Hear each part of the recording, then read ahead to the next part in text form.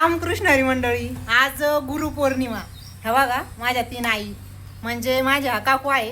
Video बनवण्याचं विशेष कारण म्हणजे आपण आज गुरुपौर्णिमेनिमित्त सगळ्यांना खूप साऱ्या शुभेच्छा देतो. आई माझा गुरु, वडील माझे गुरु, आताच मी व्हिडिओ बनवला आजोबा माझे गुरु. पण खरं सांगायचं म्हणजे एका मुलीसाठी तिचा खरा गुरु तिची आईच असते.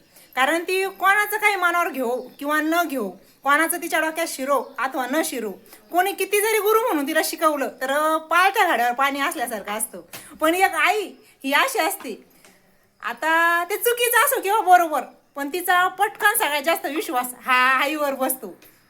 मग आईने जर शिकवले की सगळ्यासोबत प्रेमाने राहायचे, विनम्र वागायचे, तर ती तेच शिकते. आणि आईनं जर शिकवले स्वार्थीपणे राहायचे, फक्त आपलं बघायचं, तर ती तेच शिकते. कारण की ती खरं मनापासून फक्त आईलाच गुरु मानत असते. त्याच्यामुळे आई वाईट शिको किंवा चांगलं ते तिच्या पटकन डोक्यात बसते. आता माझा हेतू काही वाईट नाही व्हिडिओ बनवण्याचा, पण मी एक सत्य परिस्थिती सांगते.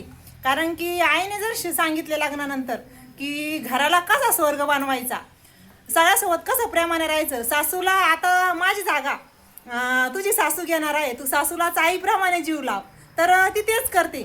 आणि तिने जर सांगितलं की हे बघ, किती जरी तुझ्या सासूने तुला जीव लावला तर ती माझी जागा घेऊ शकत नाही बरं, तर त्यावेळेस ते शब्द मुलीच्या डोक्यात फिट्ट बसते. त्याच्यामुळे मुलीच्या संसारात असो किंवा लहानाची मोठी होताना असो, प्रत्येक कार्यामध्ये आईचा सहभाग असतो. त्याच्यामुळे मी तर म्हणेल की शिक्षक असो, आजोबा असो, आई असो, म्हणजे कोणतेही गुरु असो, पण एका मुलीचे खरे गुरु तिची आई असतात. मग त्या गुरूंनी ठरवायचं की आपल्या मुलीला चांगलं शिकवायचं की वाईट. कारण की लहानपणापासून सगळ्यात पहिले मुलगी आईलाच ओळखायला लागते. त्याच्यामुळे कसं आहे ना, तिचं चुकीचं असो किंवा बरोबर ते तिला पटतं. यावर तुम्हाला काय वाटतं? बरोबर ना काकू? काय म्हणते मी? योग्य. हा, सगळ्यांना माझ्याकडून गुरुपौर्णिमेच्या खूप खूप शुभेच्छा. आणि मी नशिबान आहे, कारण माझ्या आईंनी मला खरं चांगलं शिकवलंय. आणि मी हा व्हिडिओ कोणाला काही वाटेल म्हणून नाही बनवला, पण मी खरी परिस्थिती सांगते.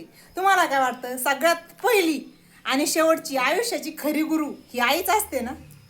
हां, मग सगळ्यांना मग गुरुपौर्णिमेच्या खूप खूप शुभेच्छा.